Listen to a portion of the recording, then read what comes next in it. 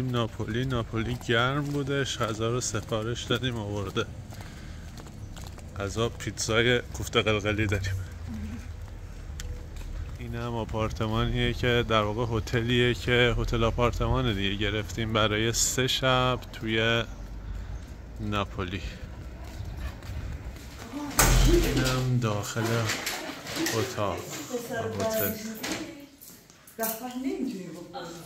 این الان پیتزای کوفته قلقلیه.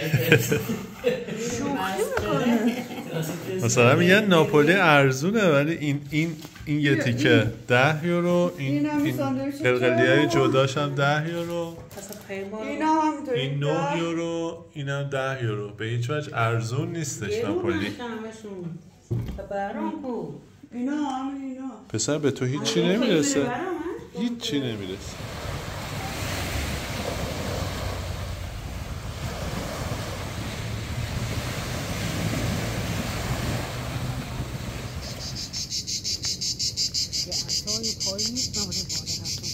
این الان مسیریه که داریم میریم سمت همون آبتنیه. یه مقدار داره شیبش زیاد میشه ولی فعلا که خیلی سخت نبوده.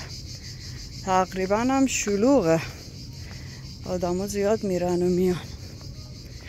بریم ببینیم چی جوریه.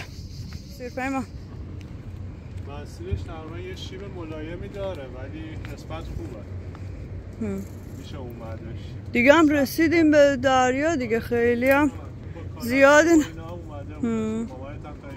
مامان چطور بود؟ خوب بود، حالا که اذیت نشد دیگه. رسیدی دیگه، کی میخوای اذیت چی؟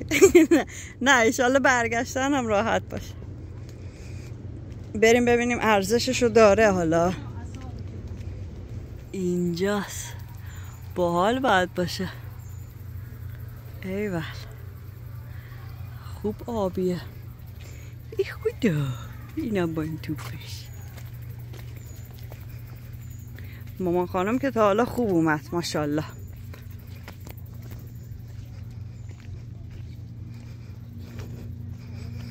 دیدی آب رو؟ خیلی آب باحالیه. اینجا در واقع اون حالت خلیج طوریه که میشه شنا کرده از این ور رفت توی دریا. یه جای باحالیه.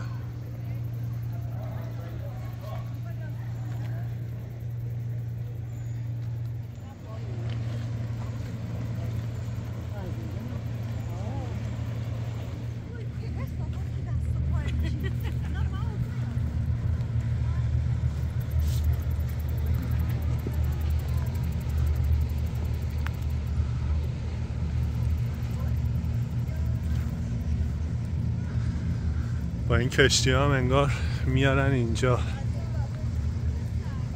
کسایی که نمیخوان این مسیر رو بیان فکر کنم راه کشتی دو هم داره.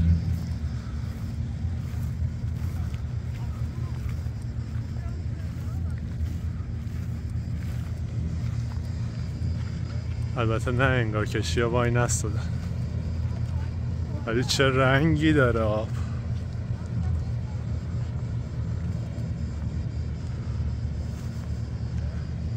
به چرا یه سری کشتی هم انگار از اون ور آوردن.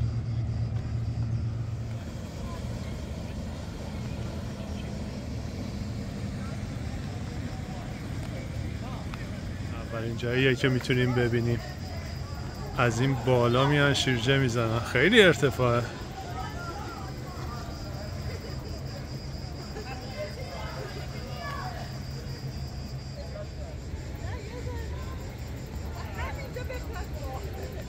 خیلی مارمولک خوشگلیه. اینجا هم یه نمای دیگه، چقدر قشنگ آبش.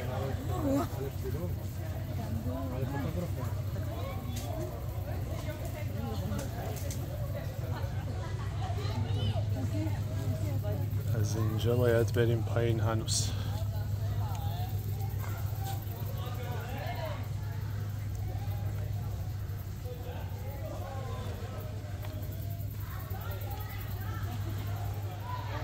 این هم در واقع پله های آخرش. این تهش پله است، اگه پله نبود خیلی سخت میشد.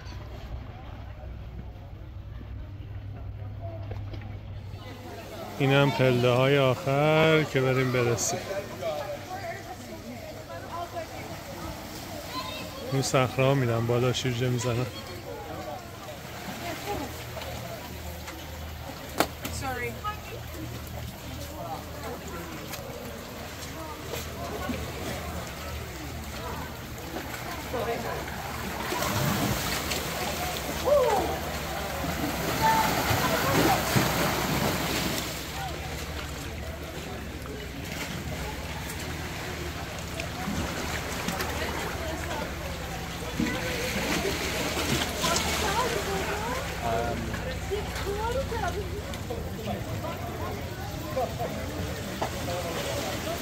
استر که خوبه؟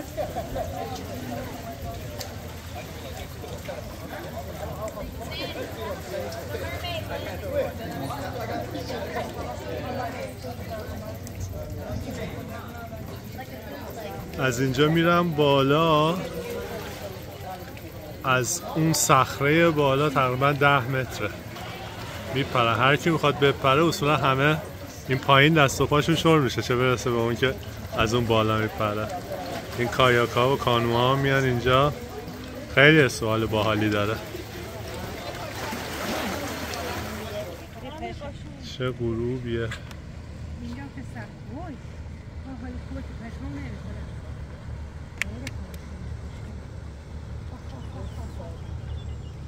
یادت بود دفعه بردین آویجه بوده و باش مدام مریض شد که تو استانبول او دخترم میگفت ماجره میگفت که مادر اون صبر او جزیره بویو کادن اون کرونا گرفتی.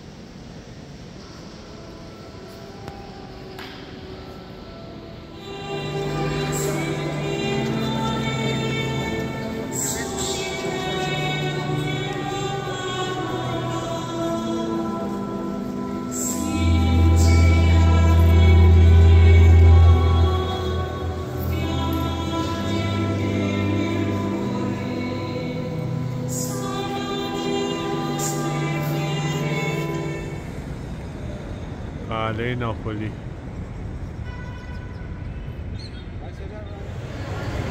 خیابونای ناپولی تقریبا به اندازه یا حتی بیشتر از فرانکفورت کثیف، پر از دستفروش. ولی خب بالا رو که نگاه میکنیم معماری‌های خونه‌های معمولی خیلی جالب تره نسبت به شهرهای بالاتر مثل میلان.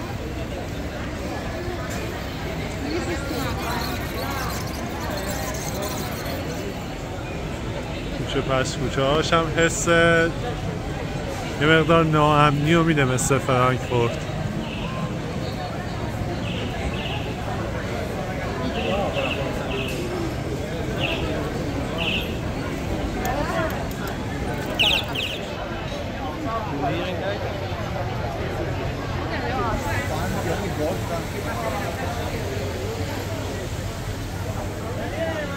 نورپردازی جالبی داره توی شب، ولی توی ماه تیر ماه به بعد که میاید سمت جنوب ایتالیا روز خیلی نمیشه از خونه بیرون اومد، به شدت گرمه.